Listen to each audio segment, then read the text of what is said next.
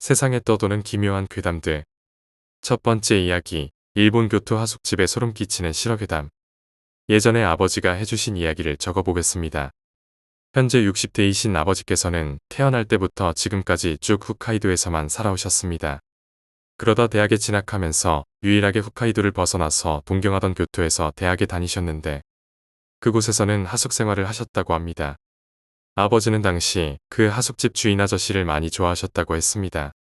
객지 생활 중에 부모님을 제외하고 처음으로 자주 만나는 어른이었고 주인집 아저씨는 술과 이야기를 좋아하는 소탈한 사람으로 시골에서 온 젊은 아버지에게 여러 가지를 알려주셨습니다. 객지 생활에 있어서 좋은 것도 나쁜 것도 같이 말입니다. 그 덕분에 아버지의 대학 생활은 정말 즐거웠다고 하셨는데 교토에서 산 경험은 소중한 추억이 되었지. 주인집 아저씨는 내 은인이야. 라고 평소에도 입버릇처럼 아버지는 자주 말씀하셨습니다.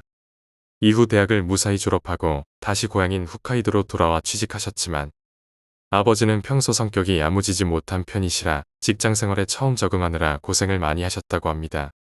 직장 생활을 하시면서도 편지에 한 장이라도 써야지 아니면 전화라도 한 통 드려야지 생각은 했지만 매일 바쁘다 보니 아무것도 하지 않고 계속 직장 생활에 충실하셨다고 합니다. 몇 년 동안 연락 없이 지내고 나니 하숙집에서 나올 때는 자주 연락드리겠다고 했지만 전혀 연락을 하지 않으셨던 아버지는 미안하게 생각하면서도 그간 왕래가 없었기 때문에 그냥 그대로 연락을 끊어버리셨다고 합니다. 제가 이 이야기를 들었을 때는 아버지의 나이가 50대 중반이셨습니다. 20대에 대학을 다니다가 졸업하시고 직장 생활을 시작하실 때 이야기이니 거의 30년 이상을 하숙집을 잇고 지내신 겁니다. 직장 생활을 하시던 아버지는 회사를 창업하시고 경영을 시작하셨는데 첫 회사 창업이라 여러모로 어려움이 많기도 했고 회사 일 때문에 교토에 출장 관련으로 몇 번 방문한 적도 있다고 하셨습니다. 그럴 때마다 하숙집 생각이 났지만 너무 시간이 많이 지난 상태라 이제 와서 뭘 해야 할지도 몰랐기 때문에 그냥 방문하지 않으셨다고 하셨습니다. 그렇게 또 출장 때문에 교토에 머물던 어느 날 거래처 사정으로 오후 예정이 비어버리는 일이 생겼고 그때 아버지는 지금이라도 하숙집에 가볼까? 라는 생각이 계속해서 강하게 나셨다고 합니다. 하지만 이미 마지막으로 방문한 지 30년 이상 지난 상태였기 때문에 전화번호는 물론이고 정확한 주소도 거의 생각이 나지 않으셨다고 합니다. 그래도 지금 마음먹은 김에 마을 공기라도 마시러 가자라는 심정으로 일단 가보았습니다. 도착해보니 역시나 옛 수도라 그런지 마을은 크게 달라진 게 없었다고 합니다. 추억에 젖어서 그나마 남은 기억에 의존해 길을 따라가 보니 대학 시절 하숙했던 건물이 아직 그곳에 남아 있었습니다. 문패에 쓰인 성도 예전과 똑같았고 아버지는 조금 망설이시다가 용기를 내어 인터폰을 누르셨다고 합니다. 그러자 인터폰은 여자가 받았는데 아버지는 수상한 사람으로 보일 것을 각오하고 길을 걸으며 생각해둔 말을 하셨다고 합니다. 갑자기 방문해서 죄송합니다. 사실 30년 정도 전에 이곳 A씨 댁에서 하숙을 했던 쇼타라는 사람입니다. 혹시 그때를 기억하는 분이 계시다면 잠깐이라도 좋으니 이야기를 나누고 싶습니다. 그러자 인터폰 너머 여성이 조금 놀란 듯한 태도를 보였습니다. 그리고 문이 열렸는데 문을 열고 나온 여성은 하숙집 주인 아주머니 본인이셨습니다. 많이 나이가 드시긴 했지만 반가워하는 얼굴이셨고 마지막으로 본 지 엄청 오래됐는데 여기까지 용케도 찾아왔네라며 감격한 얼굴이셨다고 합니다. 아주머니는 여전히 아버지를 기억하고 계셨습니다. 아버지는 반갑기도 하고 기쁘기도 했고 좀 더 빨리 찾아올 거리라고 생각하며 아저씨는 계신가요? 라고 여쭈었다고 합니다. 그러자 아주머니는 조용히 미소 지으며 그 사람 말이지. 오늘 아침에 돌아가셨어. 그런데 쇼타 씨가 딱 오늘 찾아왔네 라고 대답하셨다고 합니다. 평소 지병이 있다거나 갑작스러운 사고는 아니었고 아저씨가 꽤 고령인 것도 있어 조용히 그리고 편안하게 마지막을 맞이하셨다고 했는데 아버지는 죄송한 마음에 울면서 아저씨에게 합장했고 자신의 불의를 마음 깊이 사과드린 뒤 돌아오셨습니다. 단순히 우연이라고 하기에는 30년 이상 지난 딱 하루 딱 그날에 하필 아버지는 이런 우연도 있구나라고 돌아오면서 생각했다고 합니다. 그러면서 아버지는 신세를 진 사람이 갑자기 떠오른다면 언제라도 좋으니 바로 연락해라. 아무리 시간이 지나더라도 안 된다는 선택지는 없어. 후회가 없도록 해라. 이런 말씀을 하셨습니다. 오컬트나 미신에 대해 부정적인 편인 아버지가 이런 이야기를 해주신 게 정말 의외였습니다. 현재도 아버지는 교토에 계신 하숙집 아주머니와 정기적으로 연락하고 찾아가서 만나고 계십니다.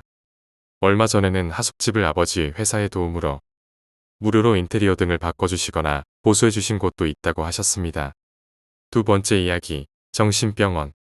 아는 선배가 간호사로 일하던 정신병원에서 있었던 일이라고 합니다. 선배팀이 담당하던 노인 여성이 한 명 있었는데 몸의 상태가 갑자기 급격하게 안 좋아지면서 사망하고 말았다고 합니다.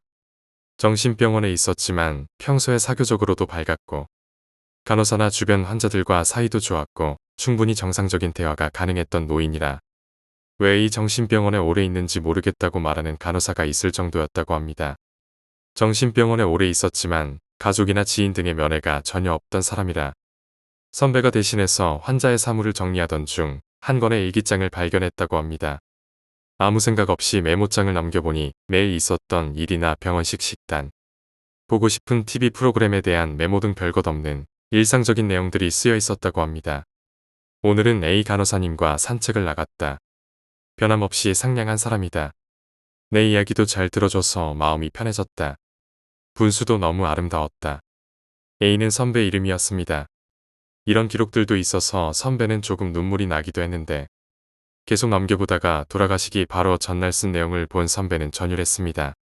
그때까지 까만 볼펜으로 적혀있던 메모들이 그 페이지만 빨강이나 파랑 등 다른 색 볼펜들이 쓰였었고 문체는 매우 지저분했고 글자의 크기도 일관성이 없었다고 합니다. 전부터 날 싫어했던 모양인데 최근 들어 그게 노골적으로 드러나기 시작했다. 주사를 일부러 아프게 놓기도 하고 몸을 닦아주는 것도 너무 대충이다. 더 이상 참을 수 없다. 약 내용물도 의사에게 들키지 않도록 살짝 바꿔놓았다. 나는 알 수 있다. 항상 웃으며 날 무시하고 있다. 절대 용서할 수 없다. 죽여버릴 거야. 상상으로 몇 번이고 연습했다. 분명 성공할 것이다. 내일 결행이다. 체열 시간에 목을 찌르고 그대로 옆으로 긋는다. 이것을 적는 것만으로도 마음이 편해진다. 오늘 밤은 잠들 수 없을 것 같다. 자신을 죽일 거라고 저주하듯 써놓은 메모장을 보며 선배는 한동안 움직일 수 없었다고 합니다. 선배는 같은 병실에 있는 동료나 환자들에게 본인이 본 메모장으로 인해 동료를 감추느라 그 이후 어떤 행동을 했는지 기억나지 않는다고 했습니다. 메모장은 곧바로 쓰레기통에 버렸다고 합니다. 그리고 침대 교환을 하던 동료가 침대와 벽 사이 사각에서 가위를 발견했는데 다들 특별히 신경 쓰지 않는 눈치였다고 합니다. 선배를 제외하고는 말입니다. 선배는 그 후 진심으로 퇴직을 고민했는데 결국에는 다른 병원으로의 전근을 결심했다고 합니다. 적어도 이 병실에는 두 번 다시 들어오고 싶지 않았던 선배는 건강 문제를 핑계로 전근을 요청하여 병동 업무에서도 빠졌다고 합니다. 당연한 말이지만 선배는 평소에 남에게 못되게 군 적이 단 한 번도 없었고 오히려 환자가 자신에게 마음을 열어줬다고까지 생각했었다고 합니다. 본인이 실수한 것이 있나 다시 곰곰이 생각해봤지만 원망살 짓은 아무리 생각해도 한 적이 없었다고 했습니다. 선배는 지금 생각해도 전신의 털이 쭈뼛 서는 것 같다고 말했는데 특히 그 일기장에서의 마지막 말이 만약 내가 A를 죽이기 전에 죽는다면 그것과의 거래 때문이겠지. 그때는 이 병원을 절대 가만두지 않을 거야. 특히 나를 이곳에 가둔 놈들까지 꼭 갈기갈기 찢어버리겠다. 내가 죽는 건 단지 시작일 뿐이다. 이런 소름 끼치는 말이 적혀 있었다고 합니다. 선배가 이 정신병원에서 다른 병원으로 떠나면서 마지막으로 원장님을 만났는데 마지막으로 들었던 말이 있었습니다. 전에 죽은 그 노인 그동안 꽤 봐왔었지. 사실 그 환자 가족들도 있어. 자세히 말해줄 수는 없지만 그 여자는 절대 세상 밖으로 나가서는 안 될 사람이야. 그 노인의 가족들한테도 내가 얼마 전에 사망했다고 연락하니깐 오히려 아주 안심하더라고. 여기까지 듣자 선배는 더 겁에 질리게 되었고 이후로 다른 병원으로 간 뒤에는 정신병원 쪽 업무는 다시는 보지 않고 있습니다. 아직까지는 선배와 그 정신병원에는 아무 일도 없다고 합니다. 세 번째 이야기, 산길. 후쿠오카에 있는 대학교에 다니던 시절의 이야기다. 원래 집은 오이타였다. 방학이나 연휴 때는 고향에 돌아가 고등학교 친구들과 놀곤 했다. 대학교 2학년이던 그해 역시 고향에 돌아와 놀고 있었다. 허구한 날 한가하던 우리는 시간을 주체하지 못하고 있었다. 당구나 다트를 하고 놀다가 질린 나머지 친구 아이가 쿠마모토까지 드라이브를 하자고 제안했다. 우리는 새벽 1시 쿠마모토를 향해 가게 되었다. 오이타에서 쿠마모토까지는 타케다와 아소를 지나는 산간도로를 거쳐야 한다. 아소쯤부터는 산길만 쭉 뻗어 있고 주변에 가게 하나 없다. 양쪽이 높은 삼나무로 빽빽한 어두운 길을 그저 달려가는 것이다. 한참 달리다 보니 앞에 여자처럼 보이는 실루엣이 둘 있었다. 불빛에 비추어진 그 실루엣은 길가에서 우리 쪽을 향해 걸어오고 있었다. 대학생이라 혈기왕성하던 우리는 오, 여자다. 예쁜지 보자. 라며 속도를 확 낮춰 그 옆을 지나가게 되었다. 아무래도 두 사람은 모녀 관계인 듯했다. 40살 정도 되어 보이는 여자와 중학생쯤 된 것 같은 여자아이. 둘 다 하얀 원피스를 입은 채 우리 쪽으로는 눈길도 주지 않으며 앞만 보고 걸어갔다. 우리는 뭐야, 아줌마랑 아이네 라고 조금 실망하면서도 왜 이런 늦은 밤에 둘이서 걸어가는 걸까? 이쯤 사는 사람들인가? 라고 시답지 않은 대화를 나눴다. 우리는 계속 외길 산속을 달려갔다.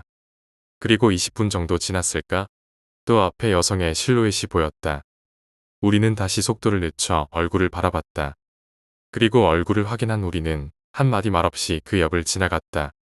나는 그 여자들을 지나치자마자 바로 친구에게 말을 걸었다. 저 사람들 아까 말하지 마. 그 이상은 말하지 마. 나는 손을 벌벌 떨면서 쿠마모토 시내까지 전속력으로 차를 몰았다. 시내에 도착해 문을 연 패밀리 레스토랑으로 들어간 뒤 나는 다시 친구에게 물었다. 아까 그 두 사람 20분 전에도 봤던 사람들이었지? 친구 아이는 고개를 끄덕였다. 나도 그렇게 생각했는데 차마 확인하고 싶지가 않더라. 어쩌면 정말 닮은 사람들이 이번 지나갔던 것일지도 모른다. 다만 그 하얀 원피스 차림으로 앞만 보며 말없이 걷는 모습을 다시 봤을 때는 온몸에 소름이 끼쳐 말도 못할 정도였다. 네 번째 이야기, 체육대회. 직장 상사가 규슈의 작은 섬 출신인데 그 섬에서 있었다는 기분 나쁜 이야기다. 도민 체육대회가 있던 날 밤, 한 할머니가 실종되어 전 도민이 수색에 나섰다. 사흘 동안 할머니를 필사적으로 찾았지만 찾을 수가 없었다. 이런 작은 섬에서 사흘 넘게 찾지 못한다면 대개 바다에 떨어졌기 마련이었다. 결국 수색은 일단 중지하게 되었다. 그런데 실종 일주일 만에 할머니가 발견됐다. 믿을 수 없는 이야기지만 길을 달리고 있다 문득 정신을 차려보니 밭에 할머니가 가만히 앉아 있더란다. 발견한 사람이 할머니 하고 부르자 응 하고 대답도 하고 정신도 말짱해 보였단다. 일단 주변 사람들을 불러 모아 병원에 할머니를 데려갔다고 한다. 병원 가는 차 안에서 왜 그런데 앉아 계셨어요? 어디 가셨던 거예요? 하고 묻자 할머니가 이런 이야기를 했다고 한다. 운동회가 끝나고 집에 돌아왔는데 본 적 없는 여자아이가 있었다고 한다. 여자아이가 할머니에게 맛있는 걸 대접할 테니까 따라와 라고 하기에 얌전히 따라갔다고. 이게 대접이야 라며 접시를 내었는데 자세히 보니 지렁이가 스파게티처럼 담겨 있었단다. 그리고는 발견될 때까지 마땅한 기억이 없고 정신 차리니 그 밭에 앉아 있더란다. 병원에 도착해서 검사하는 도중 할머니가 기분 나쁘다며 토를 했다. 의사가 구토물을 살펴보니 대량의 지렁이가 얽혀 나와 있었다고 한다. 다섯 번째 이야기, 외지인. 지금 제가 다니는 회사의 차장님이 워크숍에서 얘기해 주신 것으로 지금으로부터 15년 정도 전에 겪으신 일이라고 하십니다. 당시 신입으로 입사하셨던 차장님은 지방의 한 신설 사무소에 배치받은 상태였는데 근처 공장에 부속되었던 사무소는 시가지에서 멀리 떨어진 산속에 혼자 덩그러니 서 있는 곳이라 날이 저물면 차도 다니지 않을 정도로 매우 조용한 곳이었다고 합니다. 일 자체는 매우 편한 편이었다고 합니다. 사무소의 위치 자체는 앞을 지나는 도로를 따라 오른쪽으로 한참 가다 보면 근처의 마트를 갈 수 있었으며 왼쪽으로 한참 가면 옆편의 마을로 갈 수 있었는데 걸어서 마을 중심부까지 가기에는 상당한 시간이 걸리는 위치였습니다. 본래는 한간 사무소였지만 갑자기 많은 업무가 생겨서 홀로 야근을 마친 차장님은 피로에 절어 사무소를 뒤로하고 퇴근하셨다고 합니다. 자취를 하던 아파트를 향해 운전을 하던 중 자기도 모르게 길을 잃으셨다고 합니다. 피곤했던 나머지 오른쪽으로 가야 할 것을 왼쪽으로 가버린 것이었습니다. 차는 이미 마을 쪽으로 들어가고 한참 시간이 지난 상태였다고 합니다.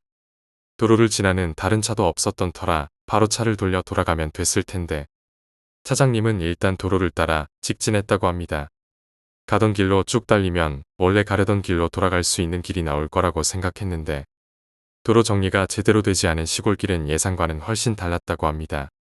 한참을 달려 간신히 발견한 길로 들어가기를 몇 번이나 반복했는데 나중에는 어디를 어떻게 갔는지조차 확실치 않은 상황에 주변은 완전히 어둠에 잠겼고 길은 점점 좁아졌습니다. 시간도 너무 늦었고 다시 왔던 길을 돌아가는 것도 이제는 불가능하다고 생각하셨다고 합니다. 하지만 아스팔트와 흙길이 드문드문 나타나는 길에 차의 바퀴 자국이 나 있는 것을 보고 아마 이 길은 근처 지역 주민들만 쓰는 길인가 보네라고 생각한 차장님은 길을 따라가면 마을이 나올 것이라며 계속해서 앞으로 나아가셨다고 합니다. 그렇게 좀 더 나아가자 예상대로 겨우 작은 마을에 도착할 수 있었는데 군데군데 불 켜진 집도 보였다고 합니다. 방향 감각이 잘못된 게 아니라면 마을 중심부는 아닌 것 같았지만 돌아가는 길만 알 수 있다면 그것으로 충분했다고 생각하고 집 근처로 향했습니다. 차장님은 불이 켜진 집 앞에 차를 세우고 라이트를 끈 뒤 일단 담배를 필 생각으로 차에서 내린 차장님은 깜짝 놀라 그 자리에 멈추었다고 합니다. 차장님의 시선이 향한 그쪽에는 적어도 10명 이상 되는 마을 사람들이 어둠 속에 서 있었기 때문이었습니다. 마을 사람들은 모두 노인뿐이었고 다들 일제히 이쪽을 매서운 눈으로 노려보는 것을 보아 환영받지 못하는 입장인 게 확실했습니다. 그러다 노인 한 명이 소리치기 시작했는데 다른 마을 노인들도 이어서 소리치기 시작했다고 합니다. 그 지역 사투리로 말을 해서 제대로 알아듣지 못한 부분이 있긴 했지만 계속 저런 말들을 하고 있었습니다. 차장님은 오해를 풀기 위해 해명을 했지만 통하지 않았고 그저 계속 뒤로 뒷걸음질 쳤는데 등 뒤에서 느껴지는 인기척의 뒤를 돌아보니 거기에도 또한 10명 정도 되는 마을 사람이 서 있었다고 합니다. 그들 또한 험악한 얼굴로 뭔가를 외치고 있었지만 상사가 놀란 건 그것 때문이 아니었습니다. 차장님 얼굴 바로 근처까지 다가온 왜소한 노파가 염주를 든 채 아기에 가득 찬 얼굴로 노려보며 입으로 뭔가를 외고 있었기 때문입니다. 예사롭지 않은 공기에 압도된 차장님은 차로 돌아가 엑셀을 밟아서 마을로부터 나가기 시작했고 마을 사람들은 쫓아내려 할 뿐 쫓아올 것처럼 보이지는 않았다고 합니다. 한참 동안 귀에 노파 목소리로 추정되는 목소리가 들렸다고 하셨습니다. 나중에 알게 된 사실에 의하면 노파가 차장님을 향해 계속 외우던 그 소리는 아마도 자신을 향한 연불 소리와 더불어 뭔가를 반복해서 말하는 소리였다고 합니다. 결국 마을을 빠져나와 정신없이 달리다 보니 마을 밖으로 나올 수 있었고 그 길로 이웃 현에 도착했고 국도를 크게 돌아 집에 돌아갔을 땐 이미 아침이었다고 합니다. 그때 당시 차장님은 눈에 보일 정도로 몸이 나빠졌다고 합니다. 일이 불가능할 정도는 아니었으나 몸이 무거워지고 식욕을 잃어갔고 억지로 식사를 해봐도 사흘 만에 체중이 5kg나 줄었다고 합니다. 일주일 정도 지났을 시점에는 안색도 크게 바뀌어서 동료들도 진심으로 걱정하기 시작했고 종합병원을 찾아가 정밀검사를 받았지만 몸 어디에도 이상은 없었다고 합니다. 그 마을에서 겪은 일로 큰 충격을 받았을 뿐이라고 생각한 차장님은 의지가 없는 자신을 좀 더 분발하자고 몰아붙여봤지만 전혀 회복되지 않았다고 합니다.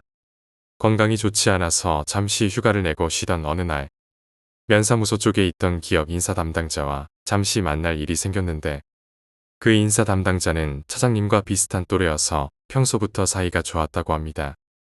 예전에 함께 술을 마신 적이 있었는데 나는 원래 영감이 있다라는 말을 들은 적이 있었지만 그런 이야기를 잘 믿지 않는 차장님은 그 이야기를 장난스레 받아쳤었다고 합니다. 용건을 거의 마쳤을 즈음 그가 입을 열었는데 차장님에게 어차피 믿지는 않겠지만 내 건강에 관한 일이니 진지하게 들어줬으면 해 라고 말을 시작했고 그의 말에 따르면 당시 차장님의 건강은 단순한 병이 아니라 저주의 시였기 때문이며 불제를 받을 것을 추천한다고 해서 본인이 잘 아는 저를 소개해준다는 것이었습니다. 처음에 차장님은 그의 말을 완전히 믿지는 않았지만 지푸라기라도 잡는 심정으로 그가 소개해준 저를 향했고 절의 주지스님은 태연하게 차장님을 맞아주었고 정성스레 불제를 해주었다고 합니다. 불제를 마치고 하루는 절에서 머물러야 된다고 해서 그곳에서 잤다고 합니다. 그리고 다음 날 거짓말처럼 컨디션이 좋아진 차장님은 여전히 저주에 대해 반신반의한 채로 그 마을에서 겪은 일을 주지스님에게 이야기하셨습니다. 주지스님은 차장님의 얘기를 쭉 들은 뒤에 그 마을이 자기네 토착 풍습을 완고하게 지키는 곳임을 알려주었다고 합니다. 그 풍습이라는 것은 아주 먼 옛날 숙소를 내준 외지인에게 아이를 유괴당한 일이 있었는데 이 일을 계기로 생긴 마을만의 자기 방위책으로 어떤 일이 있어도 외지인은 결코 받지 않는다라고 합니다. 그 풍습은 나날이 발전하여 쫓아낸 외지인이 다시는 마을에 오지 못하도록 마을의 무녀로 하여금 어떤 신에게 기도해 외지인을 저주하여 죽이기에 이르렀다고 합니다. 다만 이 경우 신에게 대가를 지불해야 한다고 하는데 그게 무엇인지는 주지스님도 모른다고 하셨는데 저주를 행한 사람도 마지막은 결코 좋지 않을 것이라고 말했다고 합니다. 차장님은 그날 밤 본 노파와 그 목소리가 떠올랐지만 그래도 저주 같은 걸 믿고 싶지는 않았다고 합니다. 하지만 그 마을에서 본 것은 남자고 여자고 전부 노인이었던 것 같은데 왜 젊은 사람이 나타나지 않은 것일까?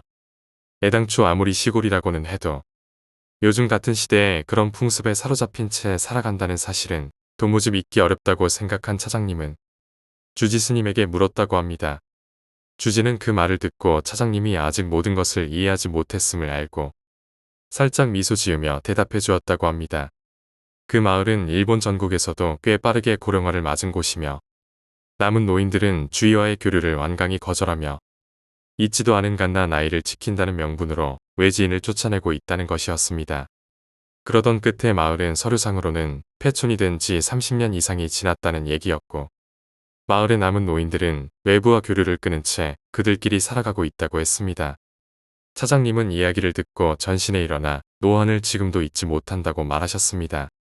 그날 이후 차장님은 눈에 보이지 않는 세계의 존재를 어느 정도 믿게 되셨다고 합니다. 그래서 지금도 매주 주말마다 근처 절을 방문하신다고 합니다. 후일담으로는 이 일이 있은 후에 면사무소에서 합동상담에 비슷한 행사를 마치고 차장님은 면사무소 담당자의 차를 타고 다시 그 마을을 방문한 적이 있었다고 합니다. 어둡지 않은 낮 시간대에 그 지역에 쭉 살았던 면사무소 담당자는 대단히 싫어하는 눈치였지만 이 지역의 사업 관련해서 투자하기로 했던 투자자들은 이 얘기를 행사에서 듣고 오히려 꽤 기대하는 눈치였다고 합니다. 그날 밤 갔던 길과는 아마도 반대쪽 방향으로 마을에 도착하게 되었는데 낮에 도착해서 보니 마을은 금방이라도 무너질 듯한 폐가뿐이어서 저번과 같은 곳이라고 믿을 수 없을 정도였다고 합니다. 하지만 투자자들과 함께 마을 안쪽까지 걸으며 돌아본 풍경은 그날 밤 봤던 마을임에 틀림없었습니다. 투자자들 역시 폐가를 구경하더니 어느 정도 만족하는 눈치였다고 합니다. 이때 면사무소 담당자는 폐가 건물 안쪽에서 이쪽을 지켜보는 마을 사람 몇 명이 보인다며 끝까지 차에서 홀로 내리려 하지 않았다고 합니다. 만일에 대비하여 투자자들과 함께 셋이서 그 절의 불제를 받으러 가니 전에는 그렇게 상냥했던 주지스님이 이번에는 불같이 화를 내며 하는 말이 그렇게 죽고 싶으면 정상적인 방법으로 죽으라. 이 말을 마지막으로 했다고 합니다. 6번째 이야기, 외진 산골 마을의 비밀. 제가 다니던 고등학교는 도쿄에서도 꽤 외진 곳에 위치해 있었습니다. 산을 끼고 있는 작은 마을에 있는 학교였는데 학교의 뒷산에는 아무도 들어가지 말라는 경고판이 세워져 있었습니다. 오래된 전설 때문에 그곳에 가는 것을 금기시했지만 저와 제 친구들은 호기심이 많았습니다. 어느 날 우리는 그 금기를 깨고 그 산으로 들어가기로 결심했습니다. 친구들 중에서도 가장 용감한 타케시가 이번 여름방학에 탐험을 떠나자 라고 제안했습니다. 처음에 모두 반대했지만 결국 호기심에 이끌려 동의하게 되었습니다. 여름방학 첫날 우리는 배낭에 간식을 채우고 손전등과 나침반을 준비해 모험을 떠났습니다. 출발 지점은 우리 학교의 뒷문이었습니다. 해가 뜨자마자 우리는 출발했습니다. 우리가 산으로 들어가자 처음에는 평범한 숲길이 계속되었습니다. 새들이 지저귀고 나비들이 날아다니는 평화로운 풍경이었습니다. 그러나 점점 깊이 들어갈수록 주변은 점점 어두워졌습니다. 나무들이 빽빽하게 들어서 있어 햇빛이 거의 들어오지 않았습니다. 길을 잃을까봐 우리는 나침반을 자주 확인하며 길을 나아갔습니다. 한참을 걷다가 갑자기 타케시가 멈춰 섰습니다. 저기 뭔가 있어. 그가 가리킨 곳을 보니 숲속에 오래된 폐가가 있었습니다. 그 집은 오랫동안 버려진 것처럼 보였습니다. 우리는 그 집을 탐험하기로 했습니다. 집에 가까이 다가가자 문은 삐걱거리며 열렸습니다. 내부는 먼지와 거미줄로 가득 차 있었고 낡은 가구들이 여기저기 흩어져 있었습니다. 우리는 각자 손전등을 켜고 집안을 탐색하기 시작했습니다. 낡은 책장에는 고서들이 꽂혀 있었고 벽에는 오래된 사진들이 걸려 있었습니다. 사진 속 인물들은 모두 심각한 표정이었고 그들의 눈빛은 마치 우리를 지켜보는 듯한 느낌을 주었습니다. 그중 한 장의 사진이 특히 눈에 띄었습니다. 사진 속 인물은 한복을 입은 여성이었고 그녀의 눈은 비정상적으로 크고 날카로워 보였습니다. 그 순간 저 멀리서 이상한 소리가 들려왔습니다. 마치 누군가가 울고 있는 듯한 소리였습니다. 우리는 소리가 나는 방향으로 조심스럽게 다가갔습니다. 방 안에는 오래된 침대가 있었고 침대 위에는 누군가의 그림자가 있었습니다. 타케시가 용기를 내어 손전등을 비추자 그곳에는 한 여자가 앉아 있었습니다. 그녀는 고개를 숙이고 울고 있었습니다. 우리는 너무 놀라서 말을 잃었습니다. 타케시가 조심스럽게 다가가 말을 걸었습니다. 저기요, 괜찮으세요? 여자는 천천히 고개를 들었습니다. 그녀의 얼굴은 창백했고 눈에는 슬픔이 가득했습니다. 왜 여기 있는 거죠? 타케시가 물었습니다. 여자는 잠시 침묵하다가 낮은 목소리로 대답했습니다. 여기는 떠날 수 없는 곳이에요. 그녀의 말을 듣고 우리는 오싹해졌습니다. 왜 떠날 수 없다는 거죠? 제가 물었습니다. 여자는 다시 고개를 숙였습니다. 이 마을에는 오래된 저주가 있어요. 저주에 걸린 사람은 절대 이곳을 벗어날 수 없어요. 그녀의 목소리는 절망으로 가득 차 있었습니다. 우리는 그녀의 이야기를 더 들어보기로 했습니다. 이 마을은 원래 평화로운 곳이었어요. 하지만 어느 날 외부에서 온 한 남자가 마을에 들어왔어요. 그는 마을 사람들에게 친절하게 대했지만 사실 그는 저주받은 존재였어요. 마을 사람들은 그를 신뢰했지만 그의 저주는 점점 퍼져나갔어요. 마을 사람들은 하나둘씩 이상한 행동을 하기 시작했고 결국 이 마을은 저주받은 곳이 되었어요. 그녀의 이야기는 너무도 충격적이었습니다. 그렇다면 우리는 어떻게 해야 이곳을 벗어날 수 있나요? 타케시가 물었습니다. 여자는 고개를 저었습니다. 저주를 푸는 방법은 없어요. 하지만 저주를 일으킨 그 남자의 유물을 찾아야 해요. 그 유물을 파괴하면 저주가 풀릴지도 몰라요. 우리는 그 말을 듣고 유물을 찾기로 결심했습니다. 여자는 우리에게 유물이 숨겨진 곳을 알려주었습니다. 그것은 바로 산 정상에 있는 오래된 사당이었습니다. 우리는 서둘러 그곳으로 향했습니다. 산 정상에 도착하니 사당은 어둠 속에 우뚝 서 있었습니다. 우리는 사당 안으로 들어갔습니다. 사당 안에는 여러 가지 유물들이 있었지만 그 중에서 눈에 띄는 것은 한 개의 오래된 상자였습니다. 우리는 상자를 열었습니다. 상자 안에는 낡은 목걸이가 들어 있었습니다. 목걸이에는 이상한 문양이 새겨져 있었습니다. 타케시가 목걸이를 집어들고 말했습니다. 이것이 바로 그 유물이야.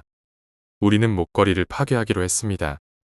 타케시가 돌을 들어 목걸이를 내리쳤습니다. 순간 강한 빛이 번쩍이며 목걸이는 산산조각이 났습니다. 그리고 동시에 우리는 갑자기 정신을 잃었습니다. 눈을 떴을 때 우리는 다시 학교 뒷산에 서 있었습니다. 모두가 무사했습니다. 우리는 놀라운 경험을 한 것 같았습니다. 하지만 그날 이후로 우리는 다시는 그 산에 들어가지 않았습니다. 여름방학이 끝나고 우리는 학교로 돌아갔습니다. 그 일이 꿈이었는지 현실이었는지 분간할 수 없었지만 우리 모두는 그날의 기억을 잊지 못했습니다. 몇 년 후 저는 그 마을에 다시 방문해 보았습니다. 마을은 여전히 조용하고 평화로워 보였습니다. 하지만 마을 사람들은 여전히 외부인을 경계하고 있었습니다. 저는 그때의 여자를 찾기 위해 마을을 돌아다녔지만 그녀를 찾을 수 없었습니다. 마을 사람들에게 그녀에 대해 물어보았지만 아무도 그녀에 대해 알지 못했습니다. 결국 저는 그 마을을 떠나야 했습니다. 떠나기 전 마을 입구에 서서 마지막으로 그곳을 바라보았습니다. 그리고 생각했습니다. 아마도 그 여자는 저주를 풀고 자유로워졌을지도 모른다고. 그 마을에는 아직도 풀리지 않은 비밀이 있을지도 모른다고. 하지만 이제는 그 비밀을 파헤치려 하지 않을 것입니다. 그날의 경험은 저에게 깊은 인상을 남겼습니다. 우리는 종종 알지 못하는 것에 대해 두려움을 느낍니다. 하지만 때로는 그 두려움을 극복하고 진실을 마주해야 할 때도 있습니다. 그 마을에서의 경험은 저에게 그런 용기를 가르쳐 주었습니다. 그리고 이제는 그 기억을 소중히 간직하며 살아가고 있습니다.